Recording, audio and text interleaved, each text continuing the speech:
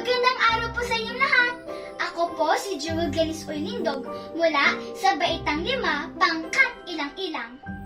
Gusto nyo bang makinig ng isang kwento?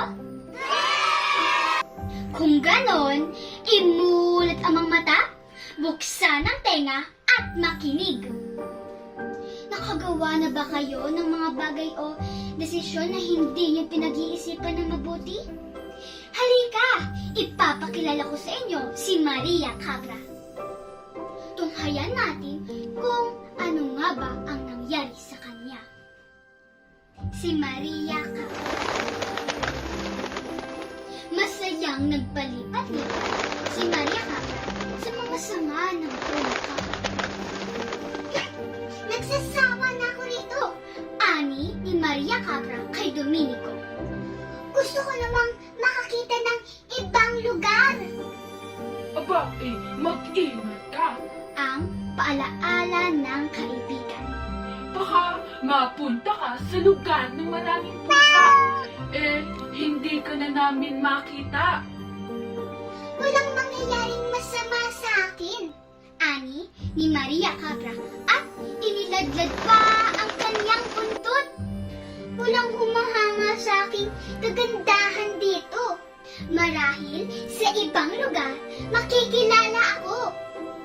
At lumipad ang paunti-unti at palayo ng palayo si Maria Capra.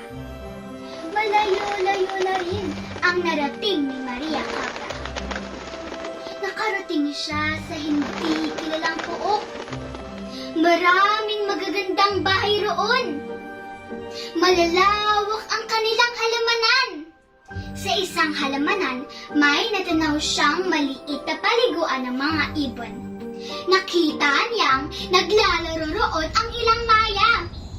Mas maganda naman ako sa mga mayang iyon, ang naibulong ni Maria Capra sa sarili. Bumaba siya sa fountain at nakipaligo sa mga maya. Nakita niyang nagtaas ng kamay ang isang batang babae.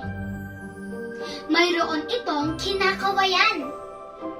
Itinuturo siya ng bata sa isang tao. Pinagbuti ni Maria Capra ang kanyang pagkakatayo sa gilid ng paliguan ng mga ibon. At ibinukha ang kanyang napakagandang buntot. Naging tulad ito ng isang abaniko. Pumalakpak ang bata at nagsasayaw sa tuwa habang pinapanood si Maria Capra. Hindi napansin ni Maria Capra ang lambat na inilatlat ng hardinero. Nagpumilit makawala si Maria Capra sa loob ng lambat. Ngunit hindi siya makawala. Inilagay siya ng hardinero sa loob ng hawla. At ginawang laruan ng bata. Nalungkot si Maria Capra. Kung nakinig lamang siya sa paalaala ng kanyang kaibigan, hindi sana niya inabot ang gayong kapahamakan. At diyan nagtatapos ang ating maikling kwento. Kaya, bago tayo gumawa ng isang bagay, pasya o desisyon, dapat pinag-iisipan muna natin ito ng maraming beses upang hindi natin ito pagsisihan sa bandang.